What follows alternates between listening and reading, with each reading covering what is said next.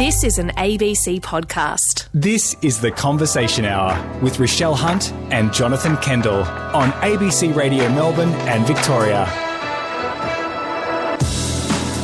Have you heard of the term fashion forward? And if you have, what does that mean to you? Do you think crazy colours, loud patterns or prints or designs? What about pockets for your catheter bag, soft fabrics with no tags because of nerve pain, garments without buttons, hooks or zippers, and clothing for people who maybe are living with dexterity, mobility or sensory issues? Now that, Jono, is what I call fashion forward. Well, that's called adaptive clothing, and it's a relatively new term. We're going to be talking about adaptive clothing today for people who live with a disability, and it is slowly becoming more fashionable and more accessible. The fashion world is huge. It's big business. But the fashion industry within Australia for a really long time has only targeted the mainstream population, excluding 1 in 5 people in this country that are living with a disability. But I am pleased to say, Rish, there have been some positive changes here and some leaps forward. The fashion company and website The Iconic has just launched an adaptive section to its range, which includes the international brand Tommy Hilfiger, as well as some local fashion brands launching adaptive ranges. And you'll hear from some of those today. But from sportswear to casual wear, how far has the fashion industry actually come when it comes to adaptive clothing, and what still needs to change? And we are really interested to hear from you today, if you live with a disability, about how hard it is to find clothes that suit your daily needs, clothes that you actually want to wear and that are actually fashionable. On ABC Radio Melbourne and Victoria, this is The Conversation Hour with Rochelle Hunt and Jonathan Kendall.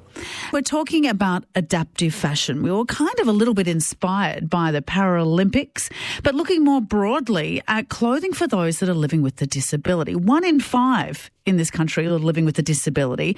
And how much does the fashion world actually cater for people to buy something that suits your daily needs and that clothes, Jono, that you actually want to wear? Fashionable clothes.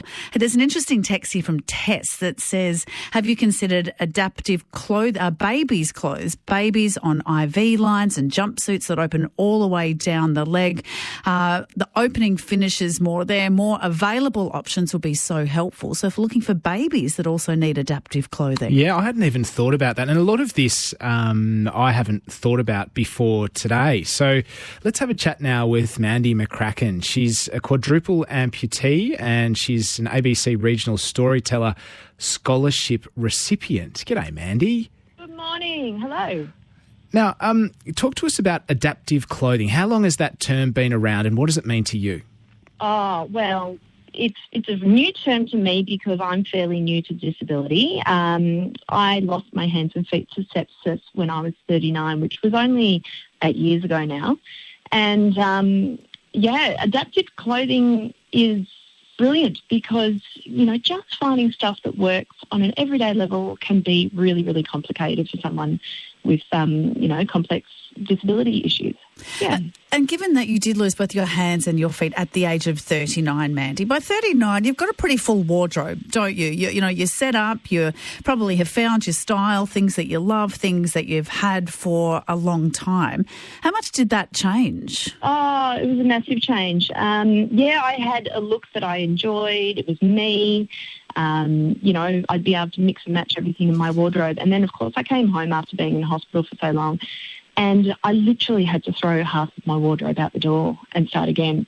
So I was actually talking to my sister this morning and saying I'm going to talk about her on the radio because she turned up with a whole pile of clothes for me and we spent maybe 2 days just trying everything on to see what worked, what didn't work.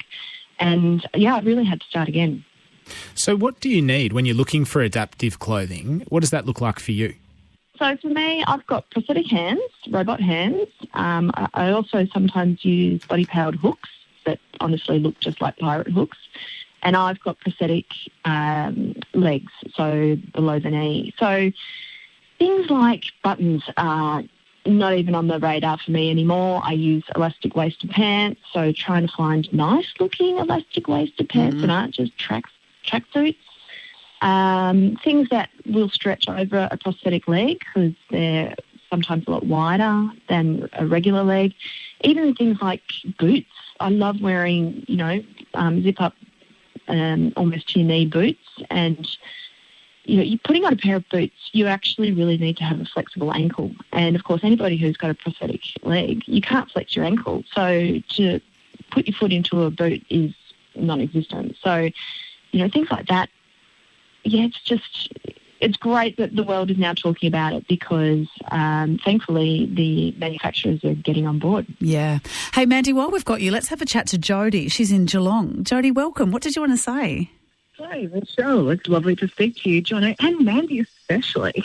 I've been an amputee now for 3 years. I had my leg upgraded thanks to some pretty major damage long ago, but it definitely changed my sense of identity as far as what do I wear that suits my new abilities, but also gives me the ability to make the adjustments that are needed. So I'm currently sitting in a pair of track pants that have been cut up the inside seam right at the ankle because that allows me to roll the leg up and be able to access my liner and my prosthetic and do the adjustments that are needed to be made.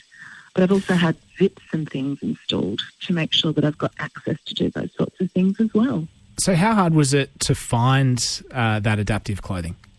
30 years ago, pretty well impossible. When we look back a couple of years, everything was skinny leg. And trying to have a prosthetic under a skinny leg was just impossible. It meant that for minor adjustments, you were constantly heading to the bathroom. So I'm sure those around me thought I had some sort of continence challenge as well as... or some kind of drug habit, one of the two. Yeah, maybe.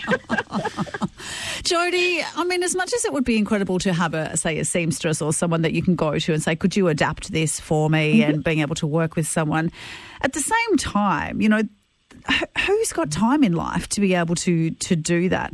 Are you seeing many changes when it comes to actually just being able to buy adaptive clothing? Fortunately, fashion has changed slightly, and I haven't actually been able so far to buy something which is specifically adaptive.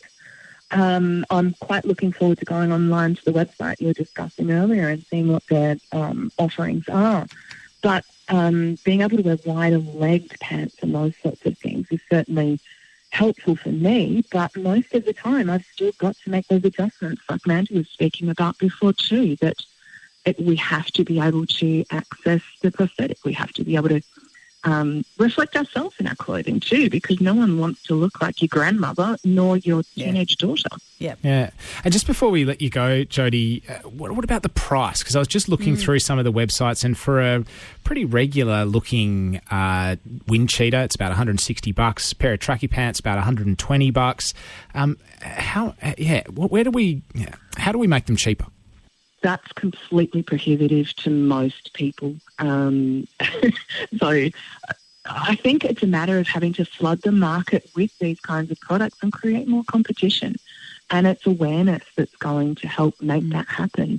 It's the understanding of people like me listening into radio, realising that, okay, maybe there's some alternatives to having to take scissors to the side of my pants. Maybe there's alternatives to having to just purchase really wide-legged items. Maybe there are some better things out there, and because this is just one very small sector of the community, with what Mandy and I are certainly living with too, those who need catheter access or an IV port that needs to be easily accessed. There's lots of different challenges certainly that our mainstream clothing just doesn't accommodate for. Beautifully said, Jody. Thank you. Hopefully we'll be able to help you out today, because you're going to meet some incredible designers that are really making great headway here. This text, adaptive clothing. I've lived with a disability my whole life, and this is the first time I've heard of such clothing. That's from Millsy. And this, I'm in a wheelchair. It's always been really difficult to find good adaptive clothing. There are more choices now, but as soon as you add disability to the label, the prices go through the roof. That's from Deb in Belmont. Mandy McCracken is with you as well. She is a colleague here. She's an ABC Regional Storyteller Scholarship recipient, and Mandy is a quad amputee. Mandy, the prices is huge. That's really disappointing to hear. Is that something that needs to change as well? Yeah, definitely. Certainly also people with disability are often dealing with unemployment, and so money's not always available. But one thing that we should be able to do is hopefully claim these items of clothing on the NDIS because they are directly associated with our disability. Yeah, and you're right. So the figures show that people living with a disability are disproportionately affected by poverty. So around 4 out of every 10 Australians living in poverty have a disability. So is that just a matter of time, though, that as we go on and more labels and fashion houses develop adaptive ranges, that they will get cheaper? Oh, definitely. Look, if you've got the major designer labels thinking about this, it's only a matter of time before the Kmarts and the Targets of the world start including this in their regular range as well. This text here saying, I've had to have all of my clothes changed and adapted. And another saying, pockets for catheters would be huge. It's difficult enough to get pockets for women's clothing at all. Just finally, Mandy, do you think that the Iconic launching their range, huge international brands like Tommy Hilfiger are doing this? We're going to speak to some local brands in just a moment. Will it just start to snowball? Do you think that people will start to all of a sudden be like, oh, yeah, right, that's a really good idea. How do we overlook this? Yeah, well, it's an opportunity for all the designers, and we need to look beyond just the tracksuit pants and sweatshirts. Like, what about formal wear? I've got a wedding coming up, and I'm desperate to find, cocktail dress that I'm going to be able to get into. So there are people out there that screening out for even business attire that cater for people with disabilities. So, yeah, if the fashion industry don't get onto this market, they're insane. So it's just an opportunity for everyone on both ends, really. Yeah. Mandy, we just got a text saying I imagine the NDIS would fund specialised clothing. Is that right? Yeah, my understanding is basically the NDIS pays for anything that is additional based around your disability. So, if you can't just go out and buy regular stuff on the street corner, if it has to be specifically designed for your disability, then yes, that's what they should be covering. So, yeah, definitely, if this is something you've got to pay for above and beyond just getting a regular off-the-shelf pair of jeans, then, yeah, I'm sure the NDIS should be paying for it. Gosh, we haven't even had time to touch on the fact of change rooms, and that's almost a whole other conversation hour, Mandy. But, please. Change rooms, and at the best of the times when you're trying to get change, your bum sticks out the curtain that doesn't close properly anyhow. But how difficult are change rooms? Are they getting any better and any more accessible? Well, you've got the physical space is something that we all need to cater for, having chairs and things, space for you to bring a carer in with you. But a major part of it is actually bringing in your partner. My husband and I love going shopping for bras. It's an absolute highlight of our life.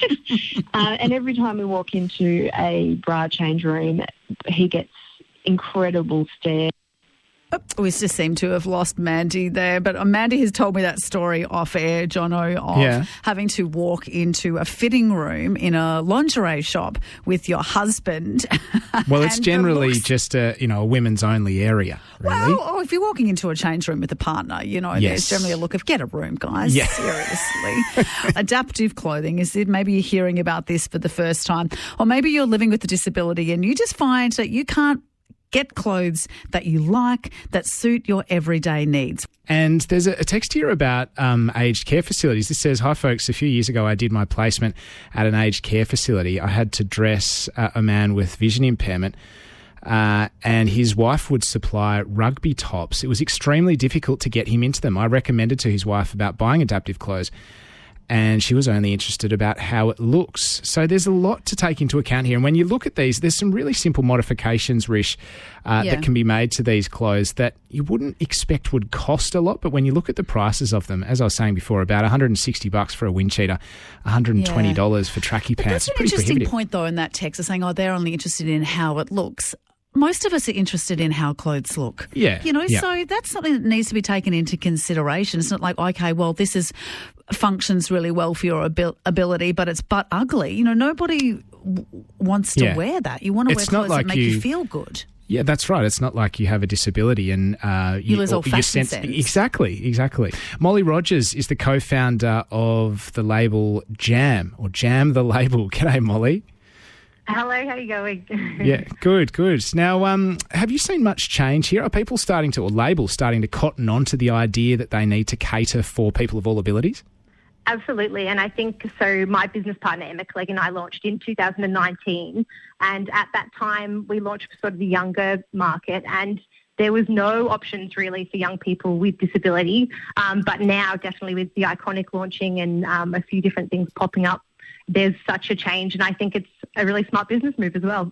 So, Molly, you're actually an occupational therapist and you work in the disability sector. So this is how you started to, it wasn't your idea to work in the world of fashion, but it was just a really obvious segue for you. Absolutely. So we started Jam because we worked as disability support workers whilst we were at uni studying to be OTs. And Emma and I would come together after every shift and just think, why is dressing such a tricky thing and it takes so long? And people are forced to sort of dress outside their age bracket or outside their style just because it's functional and easier. And we didn't think that was right. So, yeah, we had a look into it and there was really not a whole lot of options for young people. So that's why we started Jam. Why is adaptive clothing so expensive? Yeah, so I think at the moment probably, from our perspective, I think it's because we are such a small business. So there's sort of, at the moment, there's those minimal sort of order quantities. But as well, that's a focus for Jam, is being accessible in all senses of the word. And that does mean prices. So we do try to keep our prices down as much as possible. But I think it is, like we were saying, I think most of us are small businesses still, and so that's something that's a bit tricky for us, yeah. What were some of the really obvious things that were just overlooked? Lots of people are texting in things like where they need to have fasteners, ability and ease of movement, where they might, if they need to wear some kind of drip or IV bag. I even know when my mum was going through cancer treatment, and lots of people they carry their chemo around in them in little ports and it's connected to them. Even that was kind of impossible, and you sort of felt like you had to get unchanged if you needed to adjust something. So where are the really obvious places that were just being overlooked? Yeah, exactly. So when we're designing, we look at, getting clothes on and off easier and also wearing more comfortably. So we've got two pairs of pants at the moment, and both have side access or front access that makes it easier. Yeah, if you need to change a catheter or get access that little bit easier. So I think it is about looking at what are the dressing difficulties and then sort of workshopping it. But none of the things we do are really rocket sciencey or too complicated. It's just about asking the question of the people about sort of people with lived experience, what they need, and, trying to meet that. Yeah, well, Helen is joining us from Gippsland now, and she has a really good point. Morning, Helen. What's that? I was just saying that people that have had to have breast cancer surgery often have a lymphedema risk, a swelling of the arm and hand risk if the clothing is constricted at the armhole.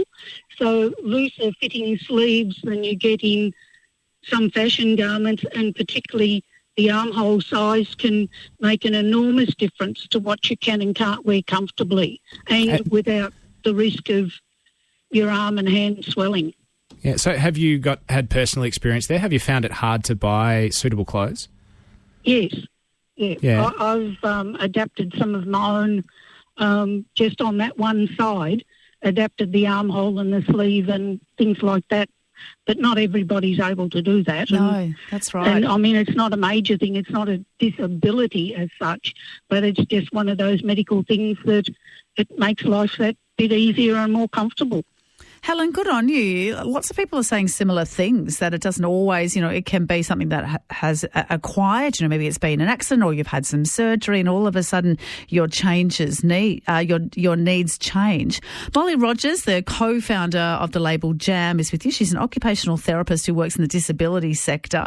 Molly, we're going to hear, if we get time, from someone later on who actually did a very similar thing to you because her mum had an accident, and it's looking at, I guess, your personal experience and learning from the ground. And how important is it to have people that are within the disability sector, that work in OT, for example, that are creating these adaptive pieces, as opposed to just the fashion industry coming out and creating adaptive clothing when maybe they don't have the research or the know-how of what really works and what people need? Yeah, and I think that is super important because as occupational therapists, obviously we have that functional side of how to make the clothes work for lots of different people. But I think one step above that is also people with lived experience being involved in the design process too. So just because I'm an occupational therapist, I don't know every single individual's experience. And I think that's something that we're very conscious of, and make sure we have people with lived experience in that design process as well, because they're the ones that are going through it every day, and something that I think might work might not work in practice. So I think it's really important for any fashion brand that's going to think about doing this sort of inclusive or adaptive fashion is to get people with lived experience involved as well. This is where it can get tricky because everyone has different needs. So what are the most common adaptations that need to be made to clothes? Yeah, so that's where we call our clothing inclusive clothing and use these universal design principles, and that means trying to meet as many different dressing needs with our designs as we can. So things like magnets instead of buttons on our shirts mean that people with sort of fine motor difficulties can do it, but also breastfeeding mums, or, you know, universal design helps everyone. And so I think some of the main things would also be sensory differences. So lots of different people have sensory needs, and that would be things like itchy tags or seams on tops that are quite annoying, and they're quite easy things to change by just doing print on labels instead of itchy tags. I found it fascinating reading about the sensory issues, and that's something that I hadn't thought about. It's a really interesting sector that you work in, Molly. Thanks so much for your time. Mm-hmm. No worries. Thanks for having me. It's Molly Rogers. She's the co-founder of the label Jam, looking at inclusive or adaptive clothing. And it's interesting there, Jono, when you talk about, she's talking about breastfeeding mums. Now, that's something still that is changing.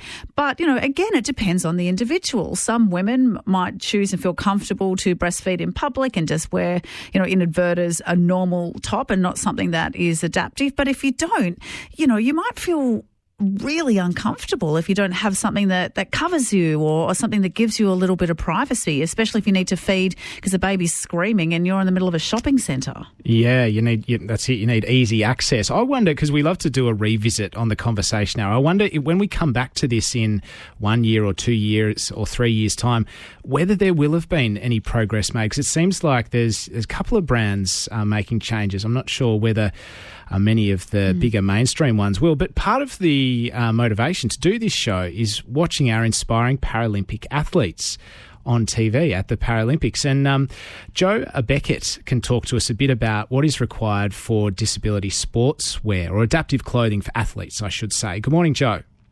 Good morning. How are you? I'm really well. How do you go about dressing Paralympic athletes or athletes full stop? Well, I don't actually dress them,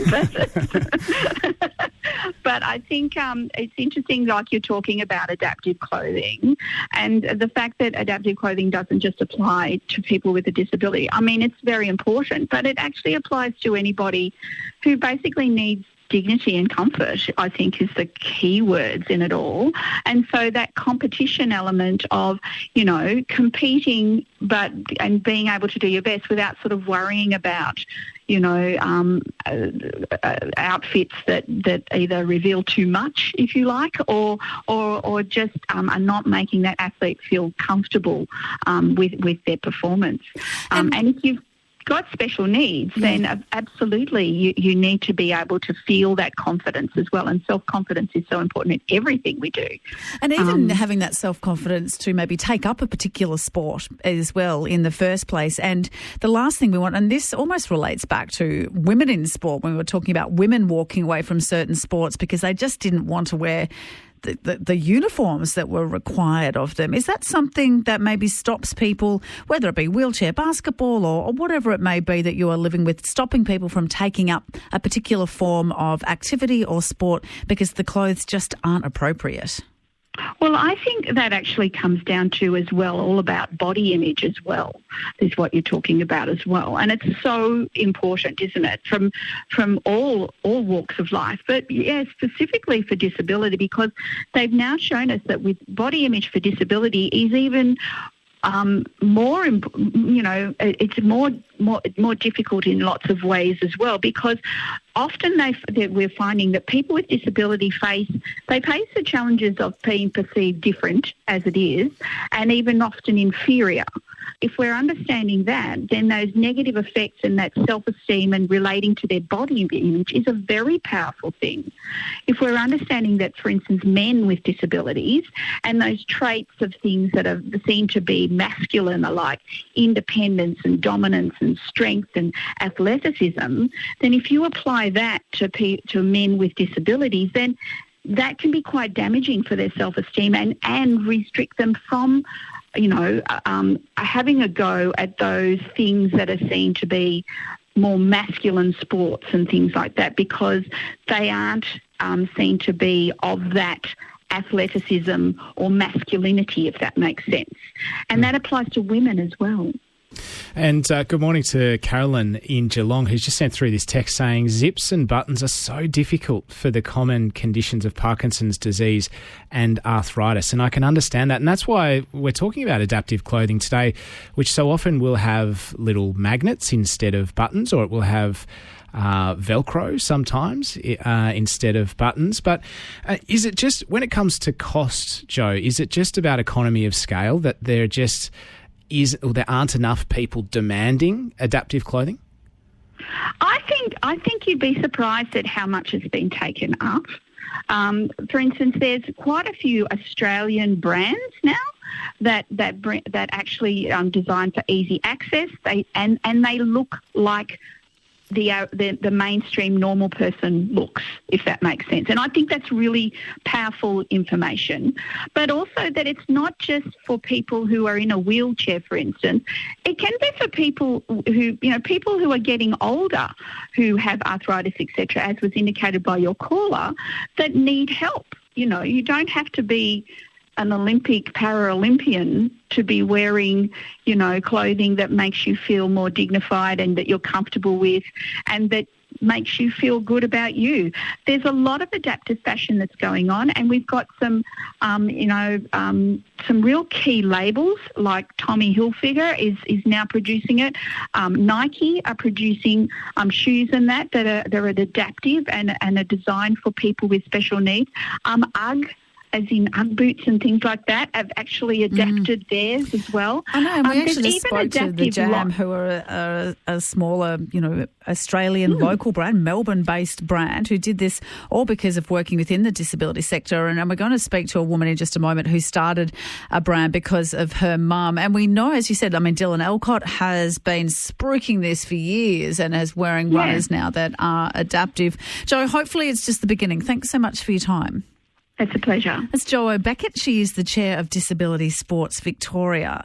Some of the brands that Joe mentioned there are quite expensive. Of course, we had text saying Tommy Hilfiger, who can afford that? And absolutely most of us can't.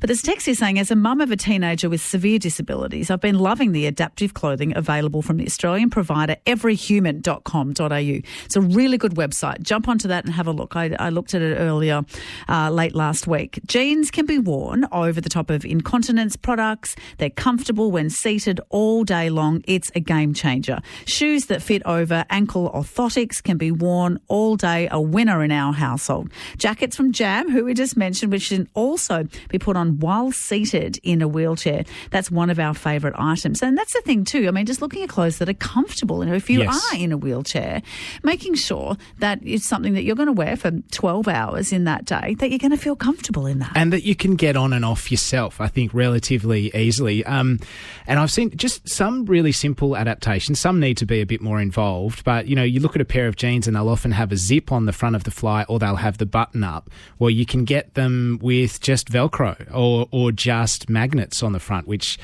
you can't really tell when they're done up. So let's have a chat now with Rachel, who is in Melbourne. Morning, Rachel. Good morning, guys. I'm Rachel. I am the first inventor based in Melbourne who invented a bra you can put on with one hand because of my daughter's journey of having a stroke during surgery to remove a brain tumour. So, how long ago did you do this, Rachel? So we actually launched last year, and so we're NDIS approved and NDIA approved, so anyone who's on those schemes can actually get our bra as part of their funding. So how does it work? If you're going to put a bra on with one hand, can you sort of talk us through it? Yeah, sure. So basically it's the first side opening bra. You would be normally getting a front or a back opening bra my bra opens on both sides. So if you're in a wheelchair, a carer could put it over the top of you. But if you're able to use one arm, you slide the straps over one side, and then the Velcro on the side is in the exact space that you need to reach and close it. So you're able to put it on, and it's about dressing with dignity and being inclusive. It looks like a normal bra.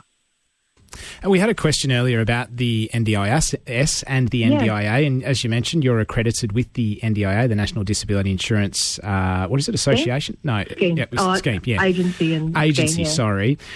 So how hard was that, and how many, what's the rules around clothes that are covered under the NDIS? So our particular product is designed for a person with a disability. That was my first call, because I wanted my daughter to be able to go to a shop and buy a bra that she could put on by herself and have independence. So it was really easy for NDIA to look at my product and go, well, it's specifically for people with disabilities. But it's such a beautiful bra, and it's a really good alternate. So it's actually, we want to be more inclusive and say that every woman could put this on. There's times when you struggle with your hands, whether it be from a your broken arm, frozen shoulder, all those sorts of things that go on as part of life. My product is fantastic for it. I went through a process of having to go to an auditor, which is part of becoming a provider for NDIS, and passed all of the accreditations that I needed, got the additional insurances that I needed, and, we're the only bra on NDIS that you can actually buy. Oh, good on you, Rachel. Congratulations. Kay in Frankston sent a text saying, great conversation this morning. One of the worst items for anyone is a bra. Who on earth decided on the back clasp? That is a very, very good question. You know what? Someone that doesn't wear a bra, I think, decided on that. Well, it does make me wonder about, zips on the back of dresses and different garments. So I think, that's the enemy of anyone who lives alone, right? Oh, absolutely. The enemy of me. The amount of times I say to my daughter, can you come and zip this up for mummy, please? Look, we not only do we need to look at adaptive clothing and whether or not that's something that needs to become more affordable, more accessible and more fashionable, but also looking at sport as well. So if this is something that has piqued your interest, we actually did a show on looking at all ability sport and how inclusive is sport as well. And that's something that is a really big part of this conversation, and making sure that people feel included and feel comfortable. Jono, it's been really interesting talking about this today. I've really loved it, and I feel like I've learnt a lot. Yeah, indeed. And if you want to catch up, you can access the podcast. So just hit subscribe. If you go to the ABC Listen app, you can access the podcast in that way. This has been The Conversation Hour. Thanks so much for listening, and we look forward to spending time with you soon.